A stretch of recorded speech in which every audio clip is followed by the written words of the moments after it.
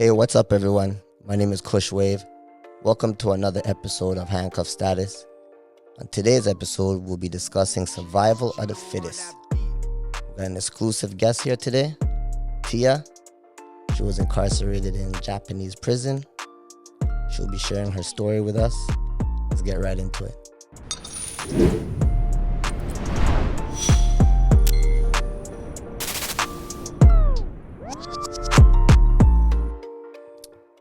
So, Tia, how are you? I'm good. Thanks for having me. Thanks for coming. Before we get into the questions, could you briefly give us a background of yourself? I am Montreal born, Jamaican and Vincentian. My parents, Vincentian. yeah, St. Vincent. Nice. Um, I'm 29 years old. Um, I'm a graduate from flight attendant school. Great. Yeah, and I did take media and communications, but I stopped to go to flight attendant school. So you have a few talents. Yeah. Yeah. Yeah. I don't know what else you want to know. Okay. I guess the first thing I'm gonna ask you is what in your words, right? What does survival of the fittest mean? Survival of the fittest. Oh God, no tears, no tears. Survival of the fittest for me is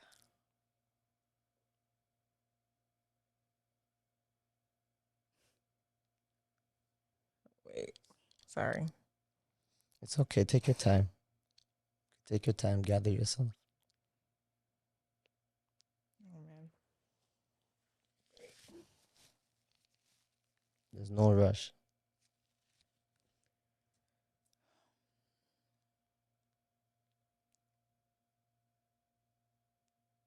Survival of the fittest for me is going through and getting through. Sometimes you don't even know how you got through. That's all I can really say Just on making it through it. making it through. Wow. Um, could you run us through some of the events that led up to your incarceration in Japan? I Like, how did we get on the plane and all the way to Japan? I asked a friend for a link for flights. Asked a friend for link for flights, and she introduced me to somebody. And the person made it look like I was going to do them a favor in Japan, that had something to do with money, but they didn't specify that that I was playing another role in the favor. They made it look like, oh, you're gonna go to Japan and you're gonna, collect some money for me because I have a business over there. And since you're going over there already, just do that for me. Oh, okay. And I was like, okay, cool. But they didn't tell me that they're putting something in my suitcase. I'm not sure if I was a backup plan and that wasn't their initial plan or if they planned it the whole time. This is the same person that got that was the link to your flight or got you the link to the flight? This was the same person that was a link. It's a long story and there's a lot of people involved. Oh gosh. And it connects to other people. And so I can't. It's so messy. It's going to take more than 40 minutes. I'll tell you that right now. It's too messy. But all I could tell you right now is that I was supposed to be going to help somebody by collecting some money. And I guess something went wrong on their side. And so they used me as a backup. And they sent me over there with the marijuana. It was marijuana? It was marijuana. Do you know how much marijuana? 2.7, I think they said it was. Kilos? What is wrong with you guys? This is the second lady that has been on the show that's getting arrested in Japan for bringing marijuana. Stop doing that, guys. Stop sending these girls with marijuana. You can't. How do you even hide 2.5 kilos of marijuana? Stop doing that. Before we get into the rest of your story, I'm gonna take a second and get into the song of the week.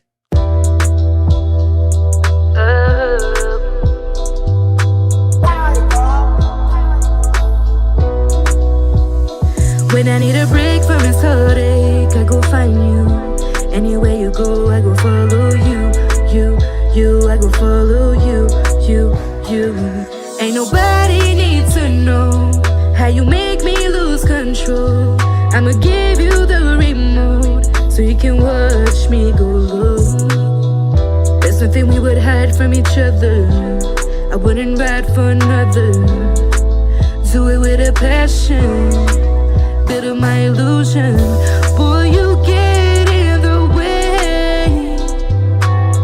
I'm trying to focus and get paid. You be stuck to my head like a gum on a shoe. You be climbing this bed like you know what to do. Yeah, you know how to move. Let me show you how I do. When I need a break from this holiday. That was Rose Angels. Follow you. You could check her out on Instagram at roseangeles_6. Tia, you all right? Yeah, I'm okay. Okay, and don't forget, guys, if you want your song promoted on our song of the week, hit us up at handcuffstatusinc@gmail.com. We have a free promo going on right now. Okay. So a dirtbag sold you a dream of giving you a free flight to Japan. It wasn't even free. It was just discount. It wasn't. So a dirtbag bamboozled you into a discounted price to Japan. Was there somebody number that you had that was supposed to pick you up? No, and I had asked for a number, like, who is this friend that you want me to meet? Like, do you have a name? Do you have a number? Like, how are they supposed to know when I reach? And he was like, oh, just call me when you get there, and I'll link you guys. And I was like, okay. Oh my goodness. That sounds like a crazy plan. Okay, so now you get there. I don't think even that guy knew what he was doing sending you there. But you get there. What initially happens to spark the immigration? Oh. Honestly, I didn't know. Okay, first of all, I'm the only Black person on the plane. Let's just put that out there.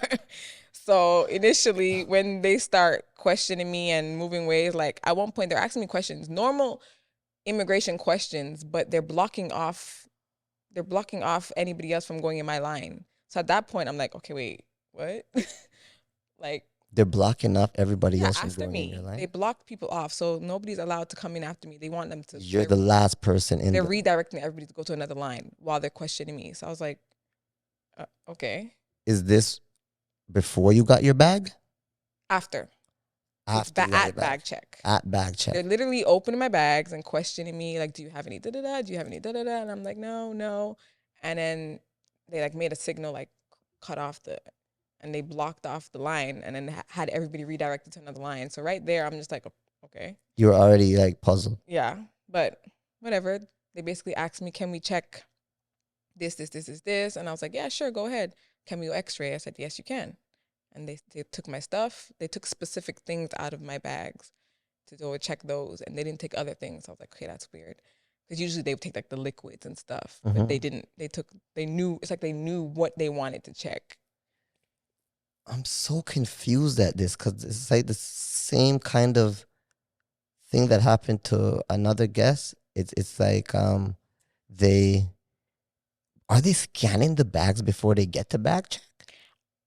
At first, I like thinking about it over the years, I was thinking, was this a setup? Like, did this person send me with these things and inform them that there's going to be somebody here with and get paid from like the cops for doing that? Because there is people doing those things. I never thought about that. That's another thing. But I was literally thinking that the person was trying to set me up Like, I'm going to send her there with this, and I'm going to make them know that she's coming with this. Mm-hmm. Because they looked prepared. Yeah. Like, well prepared. And then, and they singled you out. Yeah. And so they asked me to check my stuff. I let them check my stuff. And they came back and they're asking me, what isn't this and what isn't that? And I'm telling them, well, this isn't it. You understand? Like, I'm telling them what is supposed to be in the bag and in the can or in the, you understand? Mm-hmm. And they took me to another room and they asked me, can we open it? I said, it was cans, by the way, of food cans. Oh, food cans. Food cans. The marijuana was in food cans? In food cans. Hold on. So this genius gave you a bunch of food cans to fly to Japan with? Who flies with food cans? Okay, first of all, I don't know if when you go to the islands, you bring, like for me, when I go to St. Vincent or when I go to Jamaica sometimes, if I'm staying for a long period of time, I bring certain foods or certain drinks that I know I'm not going to find there. Okay. And so when I was coming to Japan, he had told me, the food there is not good. Okay, makes sense. You're not going to like. So that's how he tricked you. So I was like, he's like, let me bring you grocery shopping and you can pick up a few things and you can bring to Japan. I was like, cool, bet. So we went grocery shopping, got the cans. My mistake was leaving my luggage in his car. So he already had his plan. And what I realized when we were in immigration is he had removed the sticker or the label on my cans and put it on his own. Because when they were checking it in the immigration, you could see the glue. He took off the sticker and re-glued it and didn't think that would look suspect? I mean, because you could see the glue. And to be honest, the food, everything, because it was food, it was drinks, it was a lot of things that I got. They were all in the grocery bags and I never took them out. I tied the bags and I packed it like that. Mm-hmm. So I never saw the actual, you understand what I'm saying? Because I didn't expect it to be anything different. Of course. I just packed it the way. It's only when they took it out and they're inspecting it and showing me and asking me what's inside. I'm like, I'm telling them, it's food. Like, you don't see the label. It's not even an open can. It's sealed. And then after they opened it, that's when I seen the glue on the, and I was like, wow, not only did this guy do this, but he didn't even do it good. He's crazy. That is so wild. Okay, so now they asked to open it. Yeah, they asked to open it and I refused, obviously, because I'm like, are you going to pay me back? Like, that's my food. I'm here for 10 days. Like, are you going to pay me back? And I also thought, like, am I not allowed to bring food into the country? Because some countries, there's like no meat and no. So I thought like maybe certain things, like you're right. I don't know exactly what it is, but you are right. Like some countries, you can't just bring random stuff in here. Yeah. So I thought it was that. And I was like, okay, am I not allowed? I'm like, if so, then okay. Like, that's one thing. But you guys are telling me you want to open it. You want to open my food. Didn't you just x-ray it? You just asked me to x-ray and I told you go ahead. Mm-hmm. So anyways, they finally got a translator. And that's when the translator told me a few days ago, another female from Toronto, from Jamaican descent, got caught here with the same type of cans and something illegal was in the cans. And so they suspect that you are the same. Wow. The cans are not working, gentlemen. Stop the cans. So when they told you that. That's why I thought, okay, was I like a backup plan for the one that got caught? And they're like, okay, let's send this one. Like, so we don't take the L, So now you're connecting dots. At the time, I was not. Yeah. It's later on, after all the years, I was like, is this what happened? Is it this? Or like, you know what I'm saying? So, yeah. All right. So did the translator force you to open the cans? No, but after he told me that story, I was like, okay, tell him to open it. Okay. Because you were confident. Because you didn't do anything. I was like, you're trying to go on a trip. Like, if I thought I would have told him, don't x-ray. You know what I'm saying? Like, yeah, but you didn't think this guy was a dirtbag. I mean. So they open the cans. They find the marijuana. Yeah. And they're asking me, what's this? What's this? And first of all, I'm just like, wait. I laughed because I was like, am I being pranked? Like, am I being punked? What's going on? Like, they were serious. Like, what's this? And I took up my phone and I was like, oh my God, I need to call my mother. Like, what's going on? Like, I don't know what.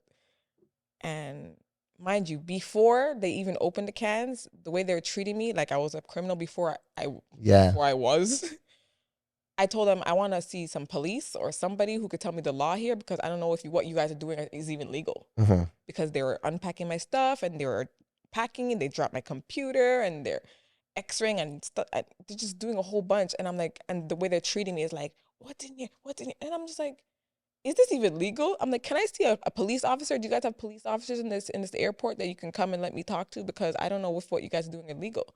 I said I wanted to record. They're like, put the phone down, put the camera down. And I'm just like, that was before they opened the cans. That's before they opened the cans.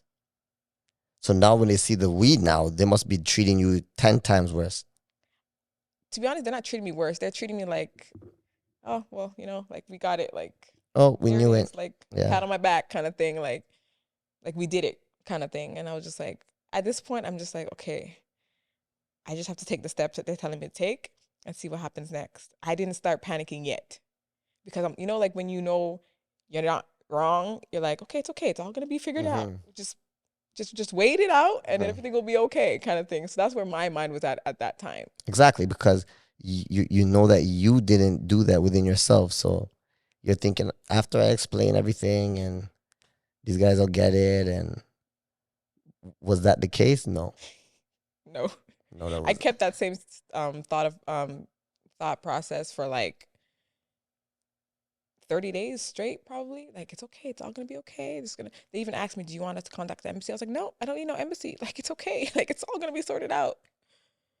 Until it wasn't. The 30 days, were you in prison? I was in jail. Oh, you were in jail. I was in the jail just waiting, because they don't give you the indictment until they're finished interviewing you and seeing if they have enough evidence to give you an indictment. Mm-hmm. So, yeah, I was just waiting. And did you get to talk to your mother? No. I didn't speak to my mother for the whole 4.5 years I was over there. Okay, so then 4.5 years. Wow.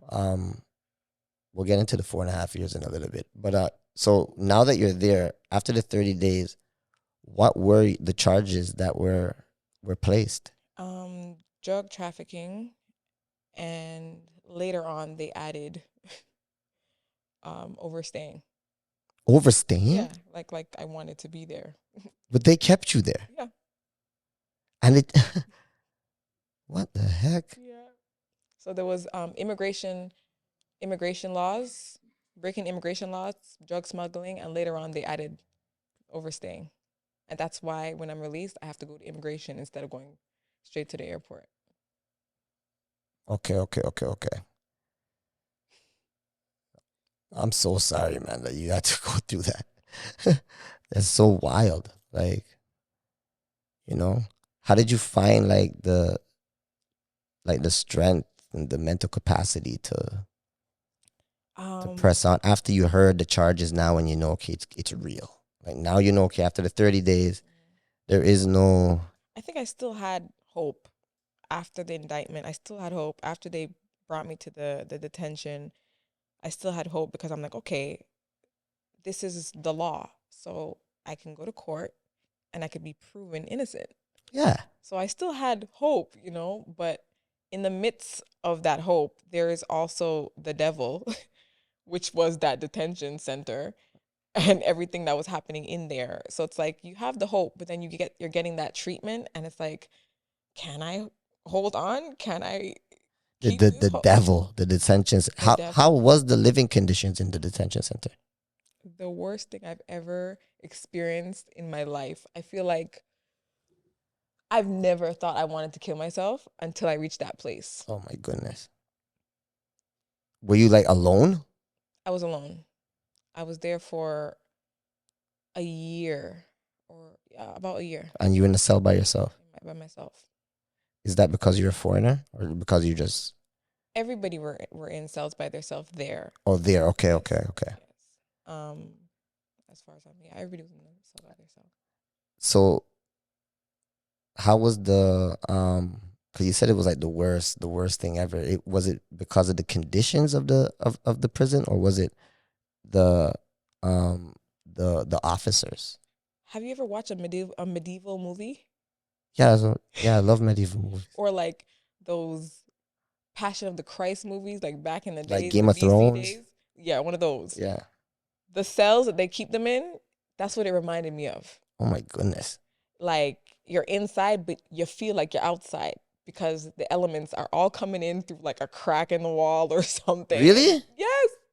Like I did not, like when I pictured jail, bars and like, maybe a cold But concrete. now you're battling bed. elements. The snow, the rain, the wind, and like you're sleeping on the floor. So the crack in the wall and the wind is coming right, like it was crazy. The bugs, I felt like I was in a forest. The bugs are in there The too. bugs, like I'm living with like. Now I see exactly what you mean by how like the devil was the detention center. devil. Yeah, I get it. I get it. It was hell. Like even coming out the room, the halls were damp and just musty and like the devil. They weren't afraid of people breaking out? I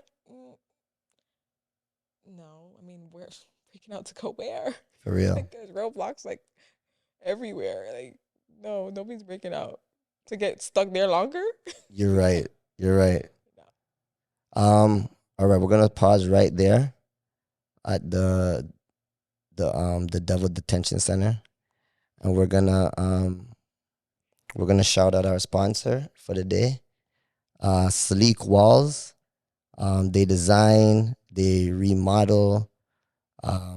These guys are amazing. They transform your home with one wall at a time, and they work within your bracket. So if you guys want any housework done, these guys even build studios. They do everything. If you want anything done, hit up Sleek Walls at sleekwalls.ca and on Instagram at Sleek Walls. Okay. Could you explain the different climates then? Because you're saying that you could feel, so how was it in the winter from the summer? Okay, so there's supposed to be 4 seasons like us, Mhm. but if you ask me, there's winter and summer. It's just Like, 2 seasons. Just the jump, and it's like it hits you like cold, and the thing is, sometimes it's even colder inside than it is outside because when the wind is coming in, it's staying in. So it's like it's freezing. I'm talking blue nail beds. Oh my goodness. Freezing, like I could see through my fingers. It was crazy. I'm Canadian. Yeah. We are cold in winter, but I've never felt anything like this in my life. But this is cold without anything. You're not wearing any, you're not having no protective And gear. the thing is, my family could send me clothing there at the detention, so they did. And I would layer and layer and layer, and still not enough. It like goes to your bone. Thank God that your family was trying for you though. Yeah, my family. Thank God. Real ones. That's good because there's a lot of people that turn their backs and when Tia bring ganja a Japan and just turn their backs, right? But that wasn't even the case. For 4.5 years, my mother stuck by I know my daughter. She did not do this. And if she did, it was not willingly. Like she stuck by it. My whole family, not even my mother only, my immediate family. Mm-hmm. My immediate family stuck by me. My true friends stuck by me. So I was definitely lucky for that. You had love. And we talk about survival of the fittest, that plays a big part. Yeah. Because if I didn't have them, I probably wouldn't be here right now. Oh my gosh. I'm so happy that you had them because I'm happy that you're here right now. Thank you. Right? So then how was summer? Is that like the bugs now? So you're dealing with the bugs are all year round. The bugs are all year round, even in bugs. the different bugs. And when they talk about bugs, like they're like superhuman bugs. Japanese bugs. Superhuman, like they be fighting like the Japanese. I'm telling you because. Oh my God. You ever seen a jumping spider? I never seen a jumping spider. I went to Japan. The spider jumps. Listen, I got brave and I went to kill the spider. Why did that thing jump? Like I was not like defense. Yo. Yo, so the summertime, it was like so much heat you thought you were going to like not even melt, just pass out. Oh. Just pass out. It's like you're cooking. You're cooking. And they give you like this little fan, like hand fan to Oh, the famous Japanese hand fan. One of those. They give it to you, and it does it do any justice? No. Blowing hot air. Oh my goodness. And it's crazy because they have air conditioning in the hallways for the officers. But you guys don't get none inside your cell. We have our head at the window like this, trying to get the air from the hallway. It's just. Oh my gosh. Yeah, it's like you have to wash your clothes every day in order to just live.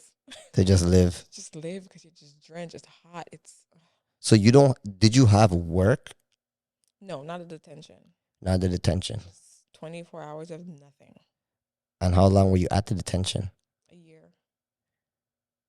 Is that including the 4 years that you did completely, or was that just a year at the detention and then in now? the end they take off a portion of what they think that. Oh, there's no actually set No. percentage or a set. No, see, if we were here, all this time that we're waiting for court, it would be taken out of our sentence. There, it doesn't count like that. No. They take out what they want to take out. What they want to take out. So out of the year plus the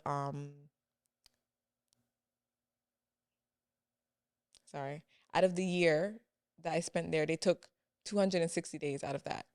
Out of the whole year? Plus the appeal. So the appeal time was like 9 months. So a year, 9 months, only 260 days were taken out of it. Oh my gosh. How did that? Just gets better. It gets better. Yeah, that's sarcasm. Oh my gosh. Gets better. So, yeah.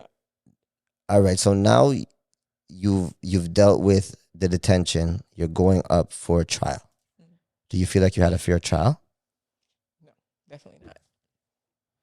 How was the process? Like, did you get to choose your lawyer? Did you? No. So I didn't get to choose my lawyer. I had a court-appointed lawyer, but my family did send me a private lawyer to look into my case and whatnot. But the lawyer basically told me it doesn't make sense me taking your case because whether I take it or whether a court-appointed lawyer takes it, you're still gonna lose. They told you straight up. Told me straight up. They said, whether you're guilty or not, they have you. They don't have the person who is guilty. So they want you because they have you to punish. Yeah, they don't care about your story about the dirt bag. If they had him, or if you can get him, then they'll take him. If you could get him, yes. How? Let me just call him. Yeah. Let me just tell this guy that he messed up, and if he comes to Japan, he could help me get out of the situation. Basically. So my mom even wanted to get not FBI. I think FBI. She wanted to get a private investigator to deal with whatever. But I told her we don't know who we're dealing with. We don't know who these people are. Yeah. I don't want her to get herself involved like that. That's a good decision. So I just said, leave that alone. But mom was ready to fight the whole world. She's still ready. Today I told her I'm coming here today. She said, you make sure you tell them this. Hey, you better tell me this, because she's not having it. Yeah. All right, so you lost. Yeah. And which prison did you go to? So I lost the court and I lost the appeal, which was funny because somebody told me don't appeal because no matter what, they're not gonna free you. They're not gonna free you. My lawyer told me, we were actually shocked that I lost the court process. We were shocked. Like we had a moment of silence, like wow, like because there was no evidence. The only thing they have is circumstantial evidence and the fact that I have the drug. Mm-hmm. What they did is they took like random text messages and tried to twist it to make it look like this meant this. Oh. And this one meant this one. Like I think at one point I wrote something. I need to know something. They said, oh, the something means marijuana. What? How? I need to know marijuana. In which language is something? So like we really thought like you have a chance, like you're okay. My lawyer really thought like you're okay, but we lost. And then he's like, usually I would tell people to just take the sentence and do the time, but in your case, I think you should appeal because this is. But somebody already warned you. I said, listen, man. Yeah. They don't work like that over there.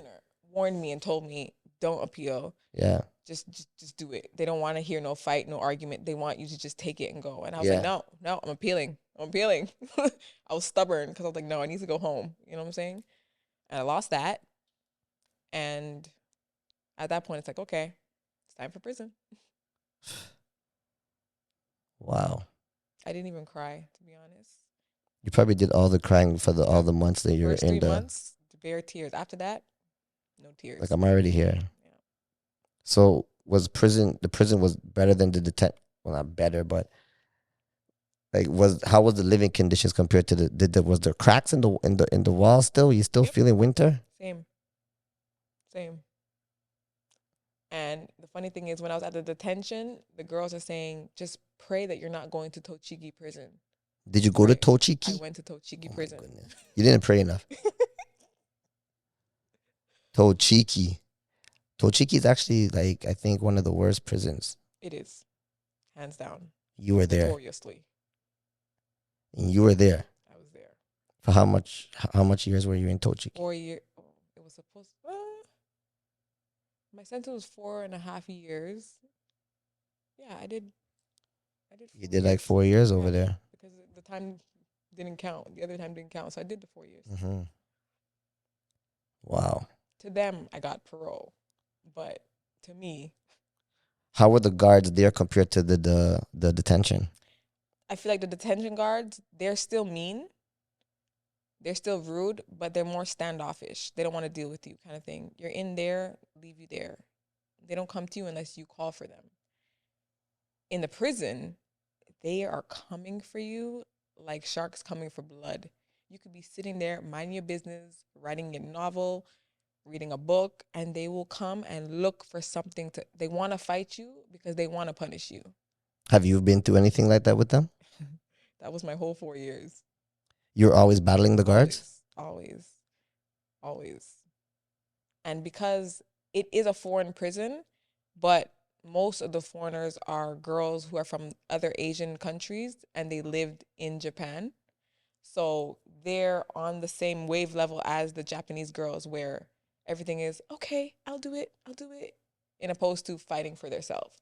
So when they meet me now, I'm an American in their eyes and I'm just fighting back. So the other prisoners are more submissive, is what you're saying? Yes. And you were standing up for your human rights. I was standing up for mine, for theirs, for everybody. You sound like, did you ever watch Xena? You sound like the warrior princess right now. No, I never. You just standing up for everybody. For everybody, and like to the point where like I spent a lot of time in solitary confinement, and I did that with a smile, like. And I mean, honestly, if I didn't go in solitary confinement so much, I probably went home faster. But that's okay for me. Oh, they added more time to you because you were... Yeah, because when you're at a certain level, when you go to punishment, you go down a level every time. But you have to be at a certain level to get parole. Oh, so you have to meet a criteria to get parole. Yes. But you were never there because you're always fighting. Yes. So were you eligible for parole earlier? But you just... Yes. Yes. So... You were fighting the guards? Yes. Oh, the prisoners were not a problem for me, to be very honest. Like, everybody thought it would have been the prisoners that were a problem. No. Like, after you get a certain reputation where it's like, okay, the Canadian girl, like, you know. Oh, my goodness. Don't mess with the Canadian girl. Leave the Canadian girl alone. She likes the, you know. So after that the prisoners were okay. It was the officers, because they're used to the submissiveness, and I didn't have that. It's like they wanted to drill it in me. And they were male or female officers? Both. The male weren't as bad. They weren't as bad because they don't deal with us on a daily basis. But the females, yeah, they didn't like the fight back. Did they do anything to like degrade you, or make you feel degraded? Yes, I mean it depends on the. As a Black woman, yes, and as a Black woman, yes. As a foreigner, yes. As a woman, no. But like, for example, as a Black woman, my hair. I can't wash my hair as often as these Asians do. They wash their hair every day. Oh. We Black women wash our hair 2 or 3 times a month. Yes. And so when I'm not washing my hair, when they're washing their hair, they're like, oh, wash your hair. And I'm just like, you don't know nothing about my hair? Like, or if I want to twist my hair like yours or braid it. Like, I used to do some stick cornrows. Oh, nice. And everybody's like, oh, that's so cool. But the officer's like, no style. No. Oh, you can't do that? No. You have to just catch it up in one. Just catch it up in one. Make it natural. Make it natural. So is this not natural? Like, So the living conditions were bad. mm-hmm. The way the officers were treating you was bad. Yeah. How was your health in there? Honestly, I didn't know how my health was, but I knew that it wasn't good. I never got a doctor to say, this is wrong with you and that is wrong with you. It was always, I don't know, but take this. They're just giving you stuff. Yeah, I don't know, but take this. And like at one point when I was in the detention, not even the prison, when I was in the detention, they overdosed me by accident. Yeah.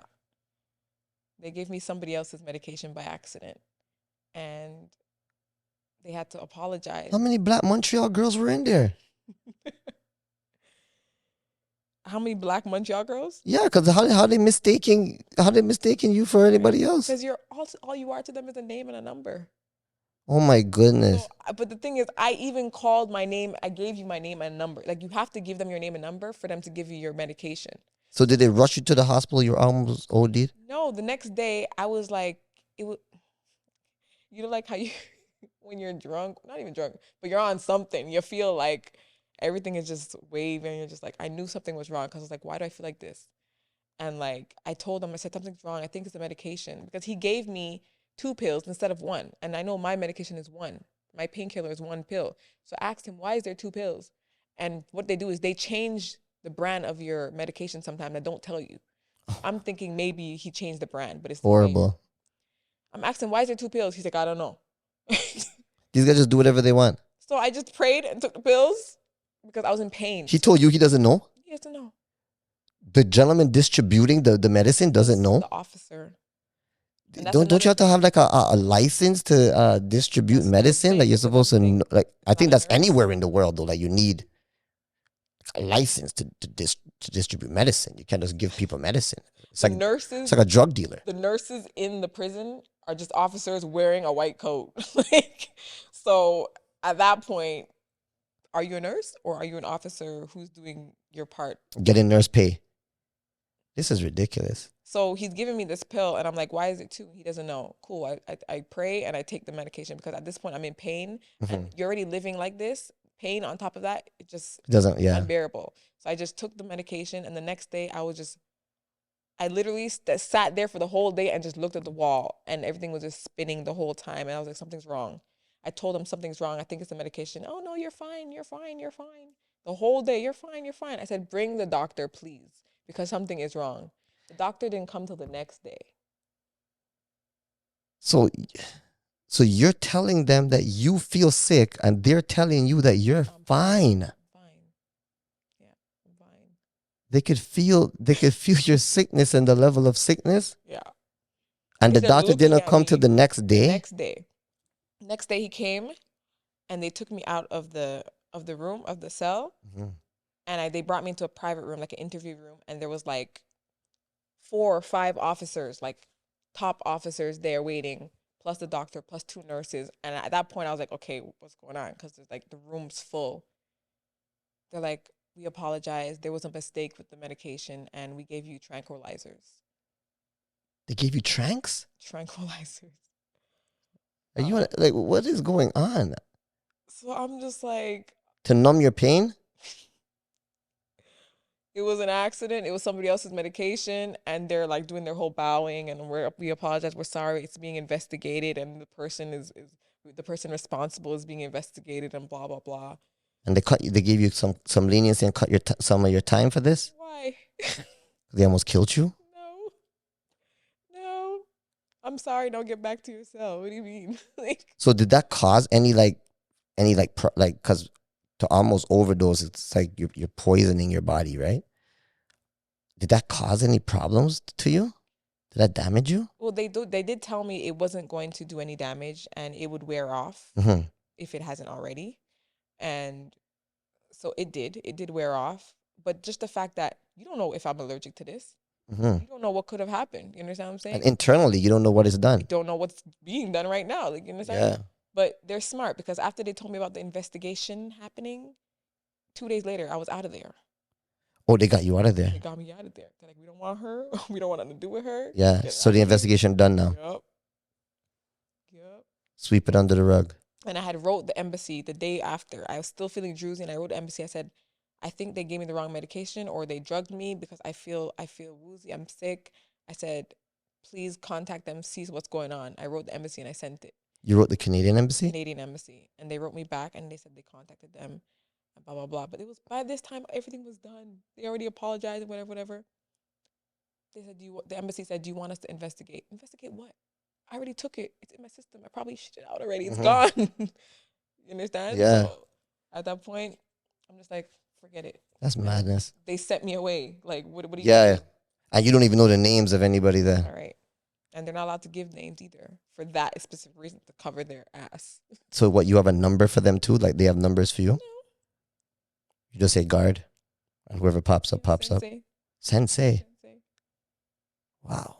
And you just have to know what they look like. You know the sensei, the big one with short, like just description. So I remember you were telling me earlier on that you went in there with great eyesight and you came out of there with bad eyesight. Yeah. So it wasn't the drugs, the drug overdose that did that. That was something. Oh, it was something they gave me, but it wasn't that drug overdose. They overdosed you twice? What they did was, I was having, I don't remember if it was like blurry vision or something was happening. Something was happening to my eyes. I think it was itchy or something. And they gave me eye drops. And I was taking the eye drops, but I've never taken eye drops that burn my eyes. Like, it literally feels like acid is going in my eyes. And I was like, yo, what are these? Like, and they're like, oh no, it's gonna help. It burns because it means it's working. So I was In your eye. In my eye. So I'm just like, I'm hesitant now because I'm like, is it working? Like, or is it like making it worse? So at one point I stopped taking it, and then Naz, whom you guys met before. Well, yeah, Nas was on the show last time. Yes. Yeah. Naz was on the show last time. She was in a few rooms down, and we were speaking illegally because we're not allowed to speak. You guys were in the same prison? Detention. Oh, in the same Basically, detention? Detention. Yes. They put everybody there, and then they dispatch it. Oh, okay, yes. So she was a few doors down, and she was like, yeah, I'm having ear problems, and they gave me these drops for my ears. I was like, drops for your ears? So they just give drops for everything? Listen, though, I'm thinking these different drops. So I was like, what kind of drops? And she's like, oh, it says da-da-da, and it has like this thing on it. I was like, wait. I'm like, I have the same drops for my eyes. So they're giving you the same drops for your ears that they're giving me for my eyes? Whatever that drops is, my eyes were never the same again. They gave you the ear drops for your for your Either eyes. They gave me the ear drops for my eyes, or they gave her the eye drops. No, man, because your eyes were burning. So I think they gave you the ear. I think they gave you the eardrops for your eyes. Nas was listening to me very good when she was here last time, and she had no complications with hearing anything. I don't even want to. We shouldn't be laughing right now. That is horrible. You know what? You laugh to keep from crying, to be honest, because I did a lot of that. I did a lot of that. You see how you have to balance your emotions just to keep the mental health? Just to survive. That is wild. I'm so sorry, man. It's okay. You live and you learn. You had no control over that. You just lived. That's all that happened. You just lived and went through hell. And the worst part is, you know how Black people have this certain outlook on officers and people in power, and which is understandable because of everything that's going on in today. Mm-hmm. But I've always been the kind of person like, okay, yeah, this is going on in America, and I'm sure it's going on in Canada too, but I've never experienced it personally. So I can't feel so much hate as they do. I never met an officer. I'm like, oh, the popo or the feds, or like I've never. Yeah, because you never experienced a bad thing with them. Now, it's so bad that I could look at police and be like, oh, I just don't want to deal with them. Yeah. I don't want to see them. I don't want to. I hear them. It's the trauma. It's the trauma. Yeah. You've developed trauma. And they don't get it. They don't understand that that's what you're doing when you're supposed to be in authority. You're supposed to have power of judgment. You're supposed to use discretion.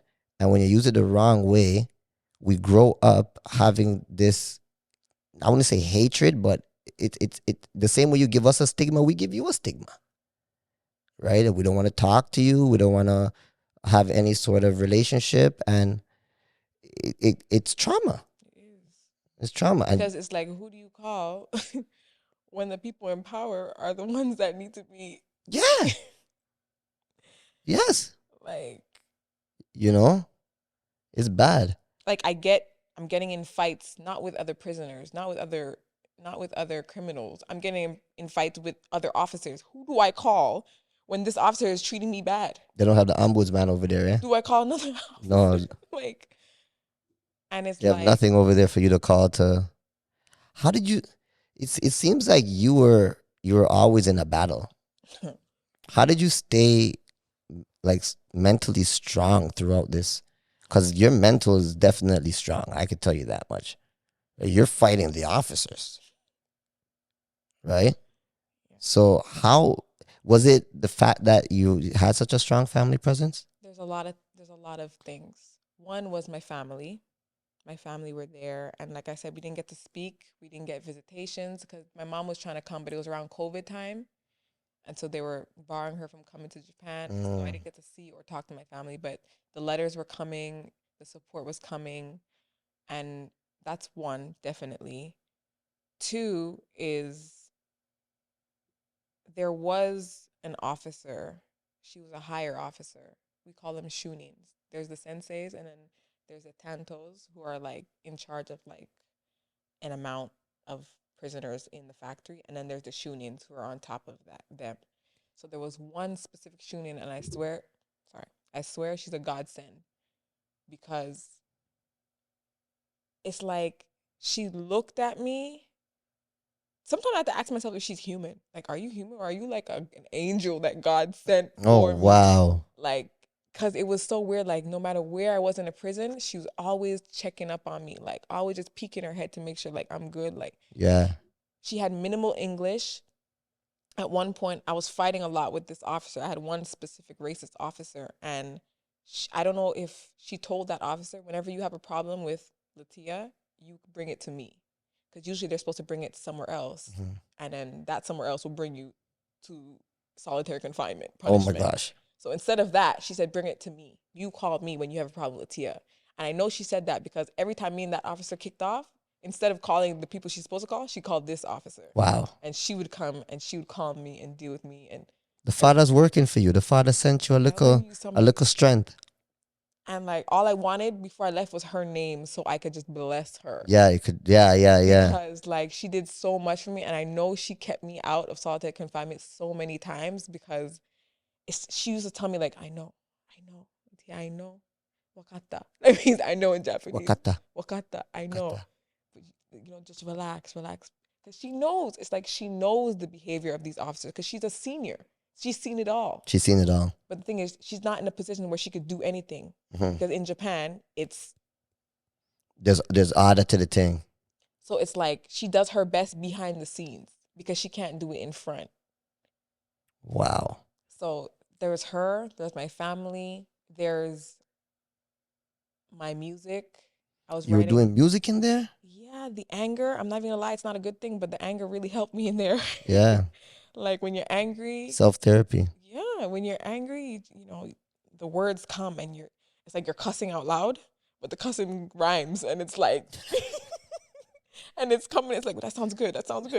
Coming into a song, you hear a beat on the radio, and you're like, I was like, I think I could do this, like there was that. I was writing, I was drawing. At one point we had color pencils before they decided that they were dangerous.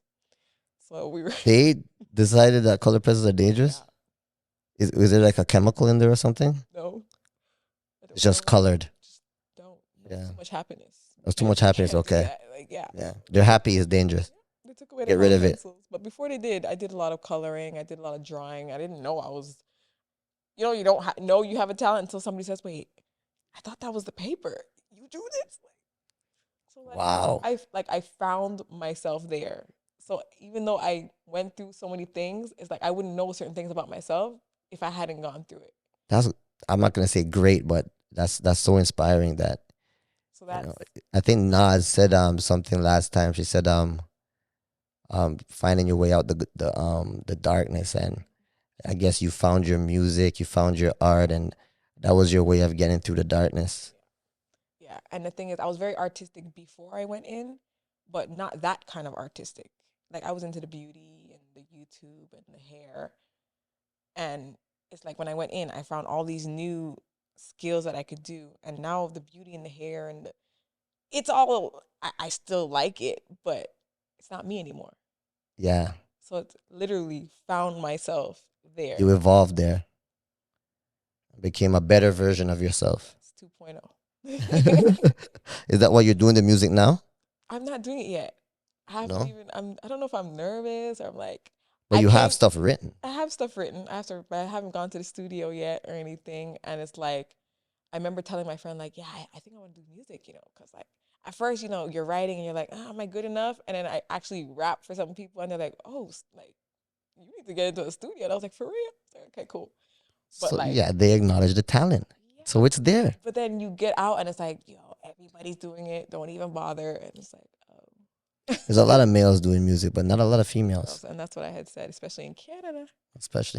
Yes. So we'll see where that goes. Yeah, you gotta try. I'll be your feature next time. You gotta try. you gotta try things that you want to do because you don't wanna wait too long and then say, oh, I wish I tried that. Yeah, that was another thing. I said I would try it, like even if it's just for fun or for a hobby, and if it takes off, it takes off. Yeah.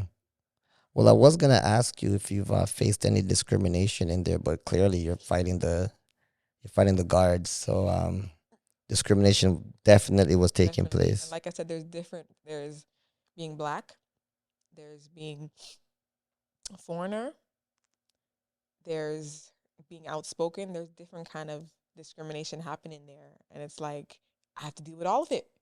You have to deal with all of it. There's being English. That was another thing. Like literally, that being English and being a foreigner is two different discriminations. Like they will give it to you. Like I had one officer ask me, "Why don't you speak Japanese? You're in Japan." How do you just learn Japanese? How do you just learn Japanese? I said, if that's the case, can you send me back? I'll learn it and come back. Okay, can you send me back because I don't want to be here? So what do you mean? Why don't you know English? You're working in a foreigner's prison. It's a foreigner's prison. That makes more sense for you to know English. Okay. Foreigner language. Yeah. So mind you, I learned the language, but they didn't know that. They don't need to know that. You picked up the language. Yeah, I did, and they only heard it when I was upset. That's when it came out because I wanted them to know what I'm saying in their own language. Okay.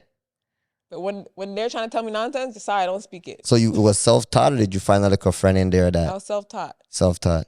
You know what's funny? You learn by listening to them talk to each other. Mommy, talk shit about you. You listen to them talk shit about you, and that's how you start learning the words. And you're like, oh, okay, that's what that means. Okay, cool. And then start picking up more words. And because I was in group room living, I was around Japanese people, and so I had to talk to them. I had to deal with them. Group room living, what's that? So there's single rooms. Oh, yes. Single rooms, which is mostly the sick people, the elderly, or the Muslims. Mm-hmm. And then there's the group rooms, which is everybody else. Okay. Is the Muslim faith a big thing in Japan? It's not, but I think in the foreign prison, they must have made it a big thing. Okay. Because Muslims probably had a lot of complaints, and so they just put them separately. Mm. Because they have the prayers and the washing and stuff like that, so they have to. Okay, well, I didn't think that they had any other religions over there except for whatever they're doing, but no, it's a foreigners' prison, so I guess that's why people are foreigners, and so if they're Muslim, they have their ritual. They have to, and honestly, they probably wouldn't care, but I guess the embassies. Yeah. Helped out a little bit, like, hey, it doesn't look good, guys. We have to do something. Yeah. So I'm like, what about the Christians? What about? No. You know? No, look, we're doing enough for you Muslims. It's okay. That's enough for them. Okay, so how has since, I mean, it sounds like a horrible time, right? And you said that you never thought about doing the things that you thought about doing when you were in there. So after your release now, how do you think it has, I don't want to say damage your mental, but how has it changed the way that you view not just officers, but like the world, Like what's your perspective on it now? Well, firstly, friends, it's been very easy to just cut. Yeah. Whereas before I was very I was that friend that will take you back and, okay, I accept your apology kind of friend. But now I'm just like, I told myself before I left, anybody who wasn't there for me while I was in there is cut. I don't care what your excuses. I don't care, like, you're cut kind of thing. It's your darkest time. So for that trust, it really did something for me when it comes to trusting people. And like the man that got me into this situation, he wasn't my man, but he was a friend.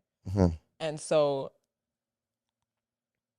it kind of makes me like, when somebody wants to be a friend or somebody wants to date me, it's like, yeah. No, thank you. Like, everybody has their own agenda. You have to remember that now, right? All right, there's that too. So you learned that. Apparently, since I've been gone, people have been like vipers out here. So I've been told. Vipers? Yeah, like with social media and like tricking people and setting people up and all kind of stuff has been the going finesse on. game. Like, and I'm just like, so it's worse. So I'm just like on my P's and Q's. I'm just like, so the trust thing is one thing.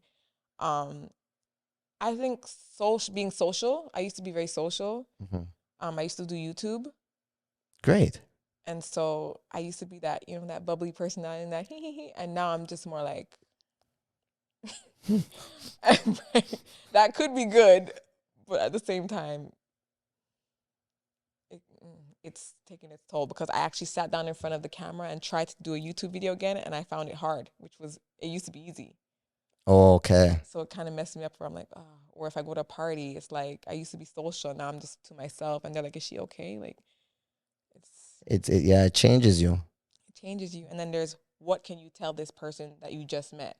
Can you tell them why you're not working yet? Can you tell them why you have trust issues? Can you tell them it's hard to open up. It is, especially through all that trauma too. And then those people, God forbid, use it against you, Yeah. And so those have been my difficulties.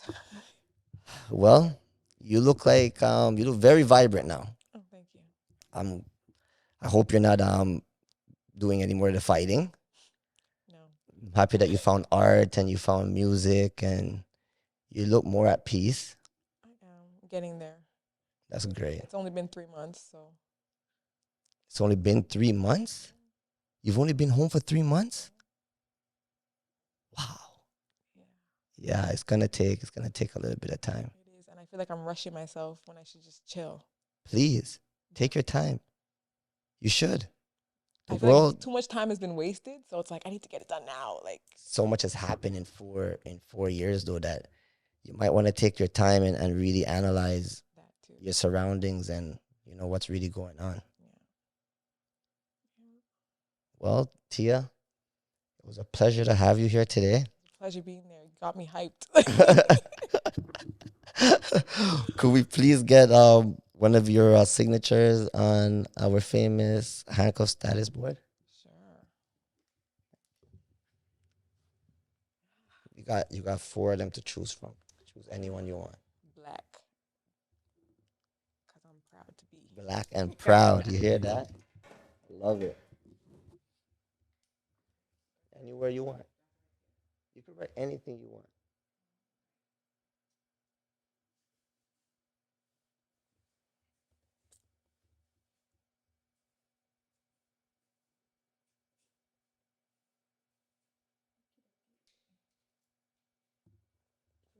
Nice.